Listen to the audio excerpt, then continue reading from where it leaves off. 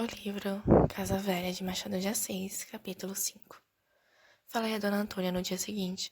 Estava disposto a pedir-lhe uma conversação particular, mas foi ela mesma que veio ter comigo, dizendo que durante a minha moléstia tinha acabado umas alfaias e queria ouvir a minha opinião. Estavam na sacristia.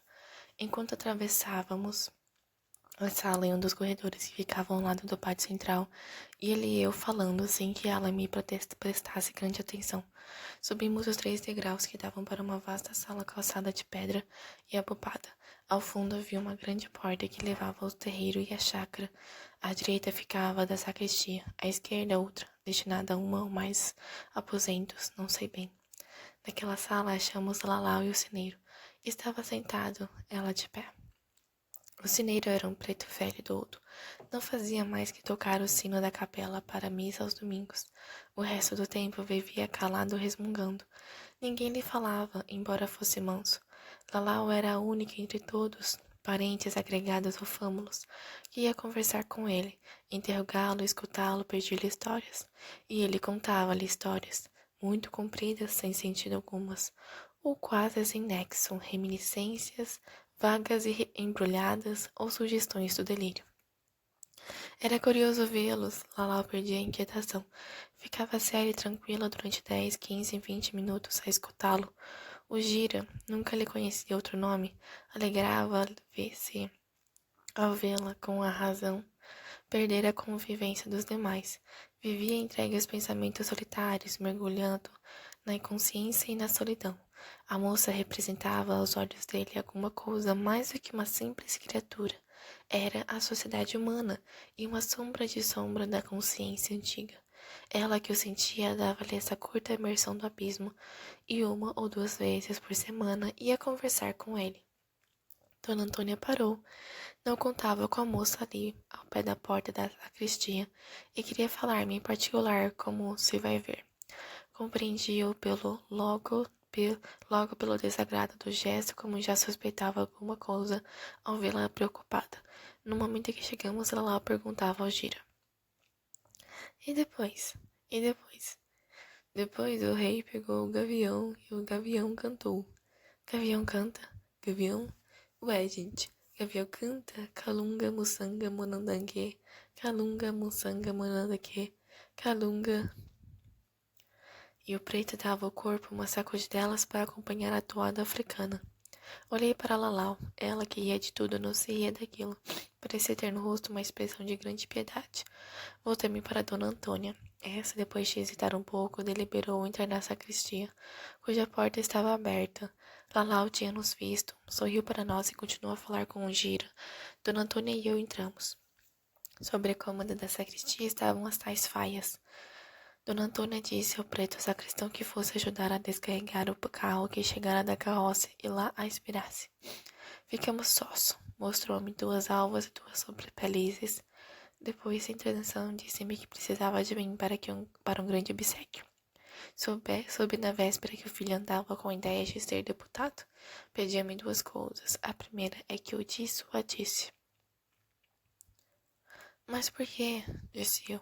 A política foi a carreira do pai. É a carreira principal do Brasil.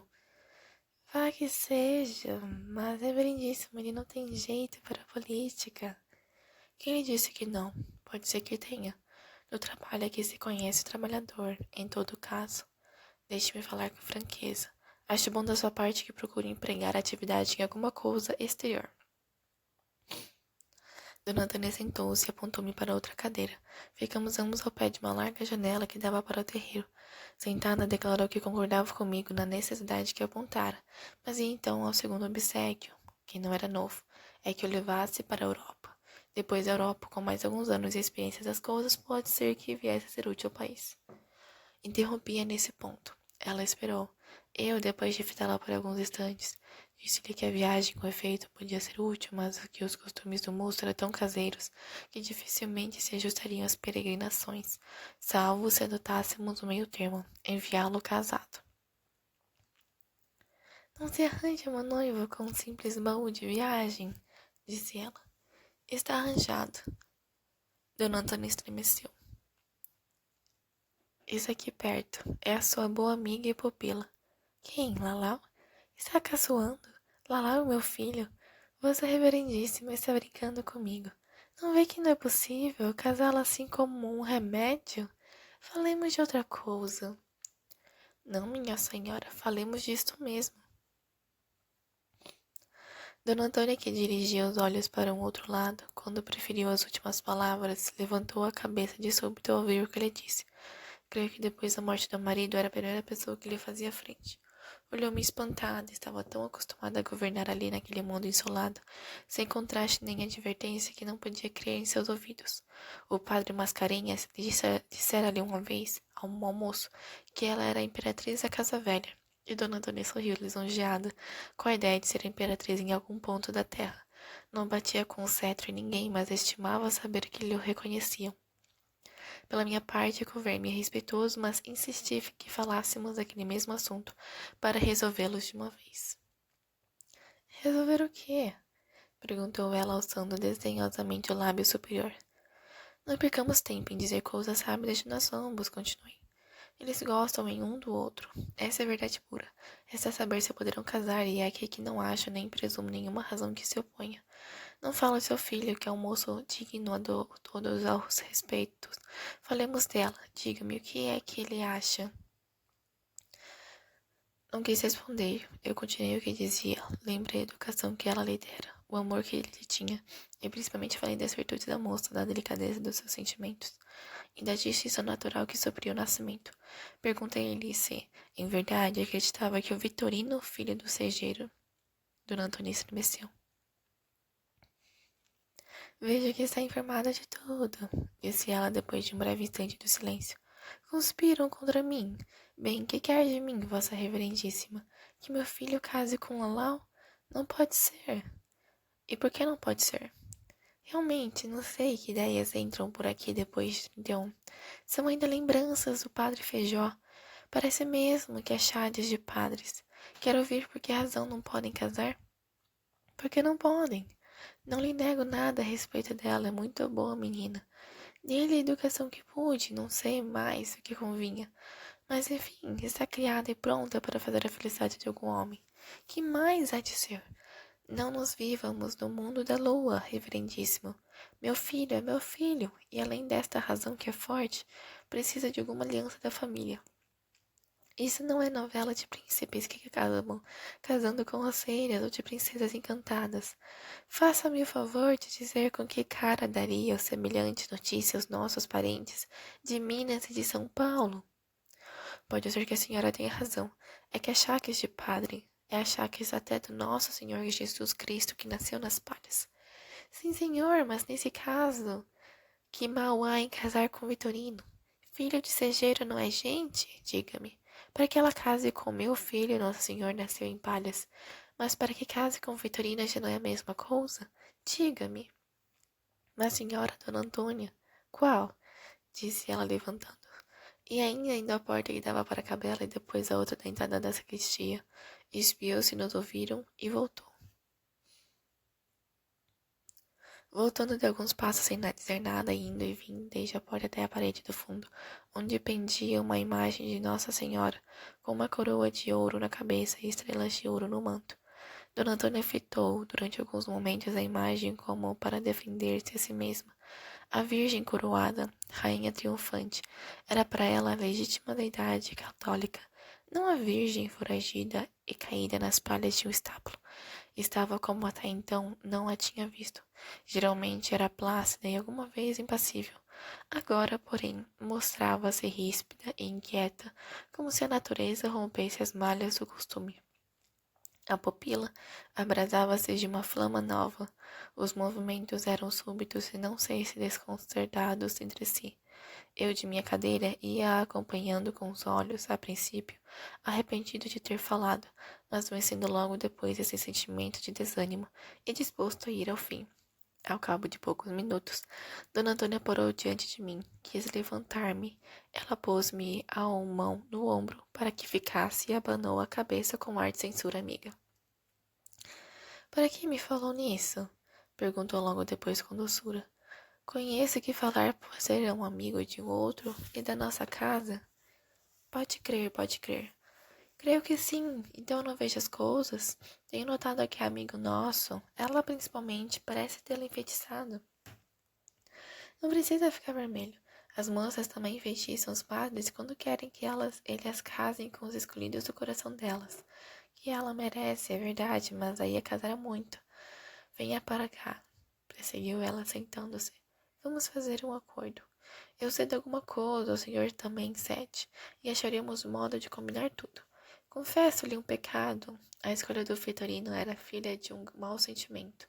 Era um era um modo não só de o separar, mas até de castigar um pouco. Perdoe-me, reverendíssimo, cedi ao mergulho do ofendido, mas deixemos o Vitorino, convenham que não é digno dela. E bom rapaz, mas não está no mesmo grau de educação que dei a Lalau. Vamos a outro. Podemos arranjar um empregado do fórum, mesmo pessoa de negócio. Em todo caso, não seja contra mim. Ajude-me antes a arranjar essa dificuldade que surgiu aqui em casa. Desde quando? Sei lá, desde meses. Desconfiei que se já namoravam e tenho feito o que posso, mas vejo que não posso muito. Entretanto, continuo a recebê-la. Sim, para beijá-la. Antes a quero aqui que fora daqui. Não é então porque estima? E também porque estimo, infelizmente porque estimo. Que ele disse que não gosta dela e muito, mas meu filho é outra coisa. Entrar na família que não. Dona Antônia tirou o lenço do bolso para esfregar as mãos, tornou a guardá-lo e reclinou-se na cadeira enquanto eu lhe fui respondendo. Conquanto fosse muito mais baixa que eu, dera um jeito tão superior na cabeça que parecia olhar de cima. Fui respondendo o que podia, e cabia com palavras, mostrando em primeiro lugar a inconveniência de os deixar namorados e separados, era fazê-los pecar ou padecer. Disse-lhe que o filho era tenaz, que a moça provavelmente não teimaria em desposá-lo, sabendo que era desagradável sua benfeitora, mas também podia dar-se o que desdenho a irritasse, e que a certeza de dominar o coração de Félix lhe sugerisse a ideia de roubar a mãe. Acrescia a educação, ponto que insistia a educação e a vida que levava, e que lhe retornaria um doloroso passar as mãos à criatura inferior. Finalmente, e aqui sorri para lhe pedir perdão. Finalmente era mulher, e a vaidade insuportável nos homens. Era na mulher um pecado tanto pior quanto lhe ficava bem. Lalau não seria uma exceção ao sexo. Herdar com o marido o prestígio de que gozava a casa velha acabaria por lhe dar força e fazê-la lutar. Aqui parei. Dona Antônia não me respondeu nada. Olhava para o chão. Como estávamos de costas para a janela e ficássemos calados algum tempo, fomos acordados do silêncio pela voz de Lalau que vinha do lado do terreiro. Voltava a cabeça, vimos a moça repreendendo a dos moleques, crias da casa que puxavam pela casaca ao ceneiro, uma velha casaca que o Félix lhe dera alguns dias antes. O ceneiro, resmungando sempre, atravessou o terreiro, tomou a direita para o lado da frente da capela e desapareceu. Lalau pegou na gola da camiseta de uma das crias e na orelha das outras e pediu que elas fossem atrás do pobre diabo. Olhei para Dona Antônia, a fim de ver que impressão lhe dera o ato da moça. Mal começava a fitá-la, reparei que franzia a testa. Não sei até se empalidecia, tornando o olhar para fora. Tive explicação do abalo. Vi o filho de Dona Antônia da moça, acabava de chegar ao grupo. Lalau explicava-lhe naturalmente a ocorrência. Félix escutava calado, sorrindo, gostando de vê-la assim, compassiva. E afinal, quando ela acabou, inclinou-se para dizer algumas coisas aos moleques. Vimos depois pegarem um desses e aproximá-lo de si, enquanto a moça ficou com o segundo e, posto esse pretexto entre eles, começaram a falar baixinho. Dona Antônia recuou depressa para que não a ouvissem. Creio que era a primeira vez que ele lhes apresentava um semelhante quadro. Recuou, levantando-se, foi para o lado da cômoda e continuei a observá-los. Não se podia ouvir-lhes nada, mas era claro que falavam de si mesmos. Às vezes a boca interrompia os salmos que ia dizendo, que deixara a antífona aos olhos. Logo depois estava o cântico. Era a eterna aleluia dos namorados. Violentei-me. Não tirei a vista do grupo. Precisava matar em mim mesmo pela contemplação objetiva da desesperança, qualquer má sugestão da carne. Olhei para os dois, adivinhei o que estariam dizendo e, pior ainda, o que estariam calando, e que se lhes podia ler o rosto nessas maneiras. Lá era agora mulher apenas, sem nenhuma das coisas de criança que a caracterizavam na vida de todas as horas. Com as mãos no ombro do moleque, ora fitava os olhos na carapinha deste, ouvindo somente as palavras de Félix. Ora, erguia-os para o moço a fim de o mirar calado, falando. Ele é que olhava sempre atento para ela, atento e fixo. Entretanto, Dona Antônia aproximara-se outra vez da janela por trás de mim, e de mais longe, confiada na obscuridade da sacristia. Voltei e me disse-lhe que a nossa espionagem era de direito divino e que o próprio céu nos aparelhara aquela indiscrição. Dona Antônia, em geral, avessa às subtilezas do pensamento, menos que nunca podia agora penetrá-las. Pode ser até que nem me ouvisse. Continuo olhando para os dois, ansiosa de os perceber, aterrada de os adivinhar. Uma coisa há de conceder, disse-lhe eu. Há de conceder que eles parecem ter nascido um para o outro. Olha como se falam, veja os modos dela, a dignidade, e ao mesmo tempo a doçura. Ele parece até que quer fazer esquecer que é herdeiro da casa. Não sei até se ele diga uma coisa. Diga, se me consentir. Dona Antônia voltou os olhos para mim com um ar interrogativo e complacente. Digo-lhe que se alguém trocasse os papéis e a desse como sua filha e a ele como advogado da casa, ninguém poria nenhuma opção. Dona Antônia afastou-se da janela sem dizer nada. Depois tornou a ela, curiosa, interrogando a fisionomia dos dois. No fim de alguns minutos, não tendo esquecido as minhas palavras, redarguiu com ironia e tristeza. Advogado? Creio que muito. Diga logo, cocheiro. Fiz um gesto de pesar e pedi-lhe que me desculpasse. O estilo pitoresco da conversação não queria dizer senão que a dignidade da moça fala-ia supor dona da casa, ao passo que as maneiras respeitosas dele, que tão bem lhe iam, poderia fazê-lo crer outra coisa. Mas outra coisa educada, notasse bem. Dona Antônia ouvia-me distraída e inquieta, olhando para fora e para dentro, e quando afinal os dois separaram-se, indo ele para o lado da frente da capela, que comunicava com o caminho público, e ela para a parte oposta. A fim de entrar em casa, Dona Antônia sentou-se na cadeira em que estivera antes e expirou a larga. Abanou a cabeça 2 ou 3 vezes e disse-me sem olhar para mim. Não tenho que me queixar, a culpa é toda minha. De repente, voltou a cabeça para o meu lado e fitou-me. Tinha as feições um tanto alteradas, com o que, iluminadas, esperei que me dissesse alguma coisa, mas não disse. Olhou, recompôs a fisionomia e levantou-se. Vamos! Não obedeci logo.